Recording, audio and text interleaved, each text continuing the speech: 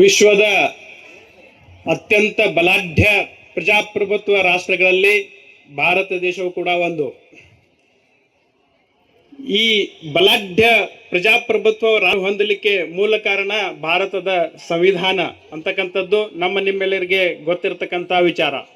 ಸುಮಾರು 250 ವರ್ಷಗಳ ಕಾಲ ದೂರದ ಬ್ರಿಟನ್ ಅಂತಕ್ಕಂಥ ದೇಶದಿಂದ ಬಂದು ನಮ್ಮನ್ನ ಆಳ್ತಕ್ಕಂಥ ಬ್ರಿಟಿಷರನ್ನು ಭಾರತದಿಂದ ಬಿಟ್ಟು ಕಳಿಸಿ ಸುಮಾರು 3/4 ಶತಮಾನ ಆಯಿತು. 15 ಆಗಸ್ಟ್ 1947ರಲ್ಲಿ ನಮಗೆ ಸ್ವಾತಂತ್ರ್ಯ ಸಿಕ್ಕಿತ್ತು.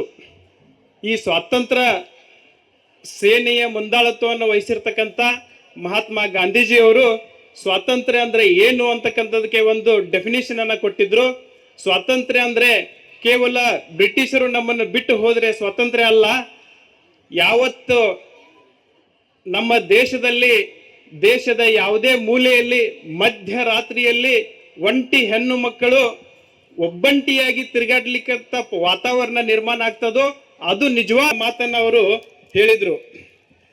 ಆದ್ರೆ ಇವತ್ತಿನ ಪರಿಸ್ಥಿತಿಯನ್ನು ನಾವು ಅವಲೋಕನೆ ಮಾಡಿದ್ರೆ ಕಳೆದ 75 ವರ್ಷಗಳಲ್ಲಿ ನಮ್ಮ ದೇಶ ಅತ್ಯಂತ ಬಲಿಷ್ಠಗೊಳ್ತಾ ಹೋಗ್ತಾ ಇದೆ. ಆದ್ರೆ ಸಂಪೂರ್ಣ ಸ್ವಾತಂತ್ರ್ಯ ನಮಗೆ ಸಿಕ್ಕಿದೆಯಾ ಅಂತಕ್ಕಂಥದ್ದನ್ನ ನೀವೆಲ್ಲರೂ ಕೂಡ ಅವಲೋಕನೆ ಮಾಡಿಕೊಳ್ಬೇಕಾಗಿರ್ತಕ್ಕಂಥ ಅನಿವಾರ್ಯತೆ ಇದೆ. ಯಾವ ರೀತಿ ಬ್ರಿಟಿಷರು ನಮ್ಮನ್ನ ಆಳ್ತಾ ಇದ್ರೋ ಅದೇ ರೀತಿ ಇವತ್ತು ಕೂಡ ಬ್ರಿಟಿಷ್ ಮನಸ್ಥಿತಿಯ ಕೆಲವೊಂದು ದುಷ್ಟ ಶಕ್ತಿಗಳು ನಮ್ಮ ದೇಶದಲ್ಲಿದೆ. ಹಾಗೂ ಯಾವುದೋ ಒಂದು ಮೂಲೆಯಲ್ಲಿ ಕೂತ್ಕೊಂಡು ಎಲ್ಲರನ್ನೂ ಕೂಡ ಆಳ್ತಕ್ಕಂಥ ಒಂದು ಪರಿಸ್ಥಿತಿ ಇವತ್ತಿಗೂ ಕೂಡ ನಿಮ್ಮೆಲ್ಲರ ಕಣ್ಣು ಮುಂದೆ ಇರ್ತಕ್ಕಂಥದ್ದು.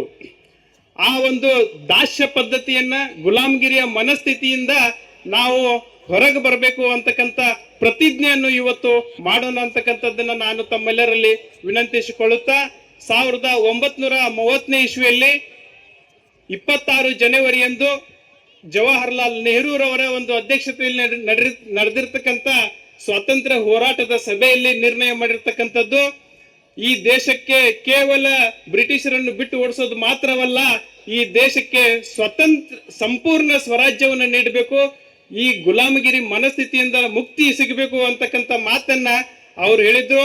ಅದೇ ಒಂದು ಫೌಂಡೇಶನ್ ಡೇಗೆ ಕಾರಣವಾಗಿ 1950ನೇ ಇಸ್ವಿಯ 26ನೇ ಜನವರಿಯಂದು ನಮ್ಮ ದೇಶಕ್ಕೆ ಗಣರಾಜ್ಯೋತ್ಸವ ಅಂತಕ್ಕಂಥದ್ದನ್ನು ನಾವು ಅಳವಡಿಸಿಕೊಂಡು 26 ಜನವರಿ ಪ್ರತಿ ವರ್ಷ ನಾವು ಗಣರಾಜ್ಯೋತ್ಸವವನ್ನ ಆಚರಣೆ ಮಾಡ್ತಾ ಇದ್ದೇವೆ.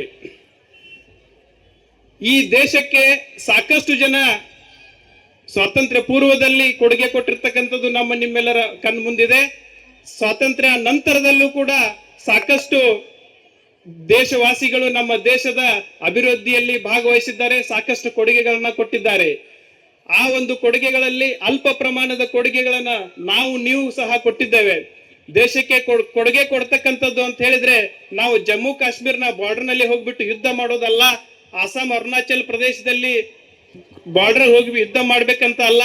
ಈ ದೇಶದ ಪ್ರಧಾನಮಂತ್ರಿ ಆಗ್ಬೇಕು, ರಾಷ್ಟ್ರಪತಿ ಆಗ್ಬೇಕು, ಮುಖ್ಯಮಂತ್ರಿ ಆಗ್ಬೇಕು, MLA ಆಗ್ಬೇಕು, MP ಆಗ್ಬೇಕು ಅನ್ನೋದು ಮಾತ್ರವಲ್ಲ, ನಾವು ಮಾಡ್ತಕ್ಕಂಥ ಚಟುವಟಿಕೆಗಳಲ್ಲಿ ನಾವು ಅಚ್ಚುಕಟ್ಟಾಗಿ ನಿರ್ವಹಣೆಯನ್ನ ಮಾಡಿದ್ರೆ ನಾವು ಈ ದೇಶಕ್ಕೆ ಸ್ವಾತಂತ್ರ್ಯ ಕೊಟ್ಟಂಗೆ.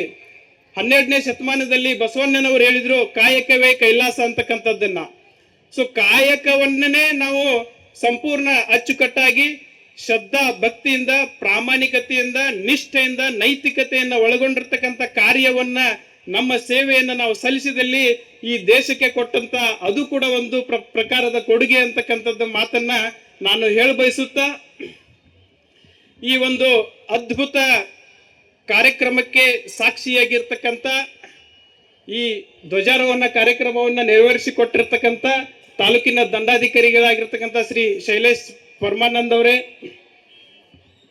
DYSP ಆಗಿರ್ತಕ್ಕಂಥ ಶ್ರೀ ಶಿವಾನಂದ್ ಮದರಕಂಡಿ ಅವರೇ, ವೇದಿಕೆ ಮೇಲೆ ಆಸೀನರಾಗಿರ್ತಕ್ಕಂಥ ಪಂಚ ಗ್ಯಾರಂಟಿ ಸಮಿತಿಯ ತಾಲೂಕಾ ಅಧ್ಯಕ್ಷರಾಗಿರ್ತಕ್ಕಂಥ ಶ್ರೀ ರಿಯಾಜ್ ಬಾಬು ಸಹೇದ್ರವರೇ, ಹಾಗೂ ತಾಲೂಕಾ ಕಾರ್ಯನಿರ್ವಹಣಾ ಅಧಿಕಾರಿಗಳಾಗಿರ್ತಕ್ಕಂಥ ಶ್ರೀ TC ಹದಿಮನಿಯವರೇ, ಕನ್ನಡ ಸಾಹಿತ್ಯ ಪರಿಷತ್ತಿನ ಜಿಲ್ಲಾ ಅಧ್ಯಕ್ಷರುಗಳಾಗಿರ್ತಕ್ಕಂಥ ಶ್ರೀ BN ವಾಸರೇರವರೇ, ನಗರಸಭೆಯ ಎಲ್ಲ ನಿಕಟಪೂರ್ವ ಹಾಗೂ ಮಾಜಿ ಅಧ್ಯಕ್ಷರುಗಳೇ, ಮಾಜಿ ಹಾಗೂ ನಿಕಟಪೂರ್ವ ಉಪಾಧ್ಯಕ್ಷರುಗಳೇ, ಸ್ಥಾಯಿ ಸಮಿತಿಗಳ ಚೇರ್ಮನ್ರುಗಳೇ, ಎಲ್ಲ ಗೌರವಾನ್ವಿತ ಸದಸ್ಯರುಗಳೇ, ಈ ಒಂದು ಕಾರ್ಯಕ್ರಮದಲ್ಲಿ ಭಾಗವಹಿಸಿ ಚಂದಗಾನಿಸಿರ್ತಕ್ಕಂಥ ಎಲ್ಲ ಶಾಲಾ ಕಾಲೇಜಿನ ಶಿಕ್ಷಕ ಶಿಕ್ಷಕಿಯರೇ, ಎಲ್ಲ ನನ್ನ ಮುದ್ದು ಮಕ್ಕಳೇ, ಹಾಗೂ ಈ ಒಂದು ಕಾರ್ಯಕ್ರಮಕ್ಕೆ ಆಗಮಿಸಿ ಈ ಅದ್ಭುತ ಕಾರ್ಯಕ್ರಮಕ್ಕೆ ಸಾಕ್ಷಿಯಾಗಿ ಸುಂದರಗೊಳಿಸಿರ್ತಕ್ಕಂಥ